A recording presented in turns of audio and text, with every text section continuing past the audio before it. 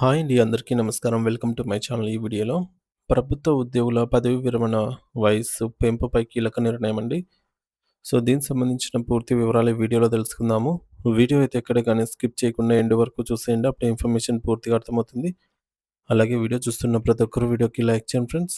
ఈ వీడియోని తోటి ఉద్యోగ మిత్రులతో షేర్ చేయండి. కొత్తగా చూస్తున్న వారు ఇంకా ఎవరైనా మన ఛానల్‌ని సబ్స్క్రైబ్ చేసుకోకపోతే వెంటనే మన ఛానల్ అయితే సబ్స్క్రైబ్ చేసుకోండి.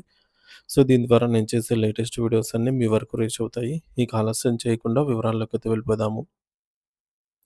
ఫ్రెండ్స్ ఇక విషయానికొచ్చినట్లయితే భారతదేశంలోని ప్రభుత్వ ఉద్యోగుల పదవీ విరమణ వయస్సు పెంపుదలపై ప్రస్తుతం 2026వ సంవత్సరంలో సరికొత్త మరియు అత్యంత ఆసక్తికరమైన చర్చ మొదలైంది. గత కొన్నేళ్లగా వైద్య విజ్ఞానం అభివృద్ధి చెందటం వల్ల మనుషుల సగటు జీవన ప్రమాణాలు మరియు ఆయుర్దాయం గణనీయంగా మెరుగుపడ్డాయి. దీనివల్ల 60 ఏళ్ళు దాటిన వారు కూడా ఎంతో ఆరోగ్యంగా, ఉత్సాహంగా తమ విధులను నిర్వర్తించగల సామర్థ్యాన్ని కలిగి ఉంటున్నారు.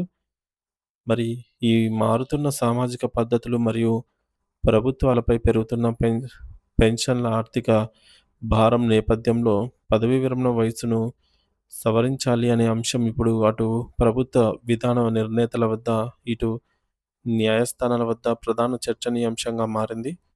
ప్రస్తుతం మన దేశంలోని వివిధ రాష్ట్రాల్లో పదవీ విరమణ వయస్సును 58 నుంచి 60 సంవత్సరాల మధ్య అమలవుతుంది. అయితే సమీప భవిష్యత్తులో దీనిని పెంచే అవకాశం ఉందని పలు రాష్ట్రాల నుండి వస్తున్న ప్రతిపాదనలు స్పష్టం చేస్తున్నాయి.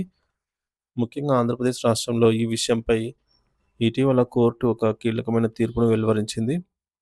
రిటైర్మెంట్ వయస్సును 60 నుండి 62 ఏళ్లకు పెంచాలా లేదా అనేది పూర్తిగా ప్రభుత్వ పరిధిలోని విధానపరమైన నిర్ణయమని, ఇందులో న్యాయ వ్యవస్థ జోక్యం చేసుకొని ప్రభుత్వానికి ఆదేశాలు జారీ చేయలేదని హైకోర్టు స్పష్టం చేసింది. అంటే ప్రభుత్వం తన ఆర్థిక స్థితిగతులను బట్టి, ఉద్యోగుల అవసరాలను బట్టి ఎప్పుడైనా వయసు పెంచుకునే అధికారం కలిగి ఉంటుందని దీని అర్థం. మరోవైపు పొరుగు రాష్ట్రమైన తెలంగాణలో కూడా దీనిపై తీవ్రమైన మేధోమథనం జరుగుతోంది. అక్కడ కాంగ్రెస్ ప్రభుత్వం పెన్షన్ల రూపంలో ప్రభుత్వంపై పడుతున్నటువంటి తక్షణ ఆర్థిక భారాన్ని నియంత్రించటానికి పదవీ విరమణ వయసును ప్రస్తుతం ఉన్నటువంటి 61 నుండి 64 ఏళ్లకు పెంచే ఆలోచనలో ఉన్నట్టు ప్రచారం జరుగుతోంది. గమనిక సాధారణంగా పెన్షన్ నిధుల సర్దుబాటు కోసం వయసును పెంచుతారు. ఒక ఉద్యోగి రిటైర్మెంట్ వయసు పెరిగితే ప్రభుత్వం ఆ ఉద్యోగికి చెల్లించాల్సిన రిటైర్మెంట్ బెనిఫిట్స్ అయినటువంటి గ్రాట్యుటీ, కమ్యుటేషన్ వంటి కొన్ని ఏండ్ల వాయిదా వేయవచ్చు. మరి ఇది ఖజానాపై ఒత్తిడిని తగ్గిస్తుంది కాబట్టి ప్రభుత్వం ఈ అంశాన్ని తీవ్రంగా పరిశీలిస్తున్నట్టుగా వార్తలొస్తున్నాయి. అయితే దీనిపై ఇంకా ఎటువంటి తుది నిర్ణయం తీసుకోలేదు. ప్రస్తుతం కేవలం అధ్యయన దశలోనే ఉందిది. జాతీయ స్థాయిలో కూడా కార్మికులు మరియు ఉప ఉద్యోగుల పదవీ విరమణ వయస్సును పొడిగించాలి అనే డిమాండ్‌లు వినిపిస్తున్నాయి. ప్రస్తుతం కేంద్ర ప్రభుత్వ ఉద్యోగులకు 60 ఏళ్ల రిటైర్మెంట్ వయస్సుగా అయితే ఉంది.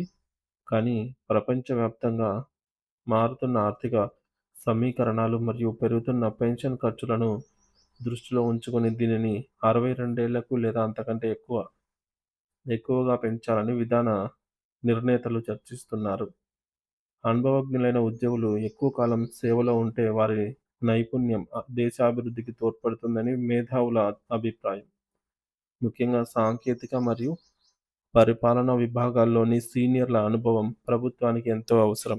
అయితే ఈ పదవీ విరమణ వయస్సు పెంపుదల అనేది కేవలం పెన్షన్ ఖర్చులకు మాత్రమే పరిమితమైన అంశం కాదు. ఇది దేశంలోని మొత్తం శ్రామిక శక్తి పైన ప్రభావం చూపుతుంది. అనుభవజ్ఞులైన వారిని ఎక్కువ కాలం కొనసాగించటం వల్ల కొన్ని కీలక రంగాల్లో నైపుణ్యం కలిగిన సిబ్బంది కొరత తీరుతుంది అనేది వాస్తవం. కానీ ఇదే సమయంలో నాణేనికి మరోవైపు కూడా ఉంది. రిటైర్మెంట్ వయస్సు పెంచడం వల్ల కొత్తగా ఉద్యోగాల కోసం ఎదురుచూసే యువతకు అవకాశాలు తగ్గే ప్రమాదం పొంచి ఉంది. మరి ఒక సీనియర్ ఉద్యోగి రిటైర్ అయితేనే ఆ స్థానంలో ఒక యువ ఉద్యోగికి అవకాశం లభిస్తుంది. కాబట్టి వయసు పెంచడం వల్ల కొత్త నోటిఫికేషన్‌లు రావడం అనేది ఆలస్యం అవుతుందని, ఇది నిరుద్యోగ సమస్యను మరింత తీవ్రతరం చేస్తుందని విమర్శకులు మరియు యువజన సంఘాలు హెచ్చరిస్తున్నాయి. మొత్తంగా చెప్పాలంటే రిటైర్మెంట్ వయస్సు పెంపనేది ప్రభుత్వానికి ఒక కత్తి మీద సాము లాంటిదే అని చెప్పాలి. అటు పెన్షన్ భారాన్ని తగ్గించుకోవాలి. ఇటు నిరుద్యోగ యువతలో అసంతృప్తి కలగకుండా చూసుకోవాలి. మరి 2026 నాటికి ఈ చర్చలు ఒక కొలిక్కి వచ్చి కేంద్ర మరియు రాష్ట్ర ప్రభుత్వాలు ఒక స్పష్టమైన ప్రకటన చేసే అవకాశం ఉంది. మరి అనుభవం కలిగిన పెద్దల సేవలు మరియు ఉత్సాహవంతులైన యువత ఆశల మధ్య సమతుల్యతను సాధించడమే ఇప్పుడు ప్రభుత్వాల ముందున్నటువంటి ప్రధాన సవాలు. అప్పటి వరకు ఉద్యోగులు మరియు నిరుద్యోగులు ఈ నిర్ణయాల కోసం వేచి చూడాల్సిందే. మరి ఈ మార్పులు జరిగితే అవి దేశ ఆర్థిక వ్యవస్థపై మరియు లక్షలాది కుటుంబాల భవిష్యత్తుపై తీవ్ర ప్రభావం అయితే చూపుతాయని చెప్పవచ్చు.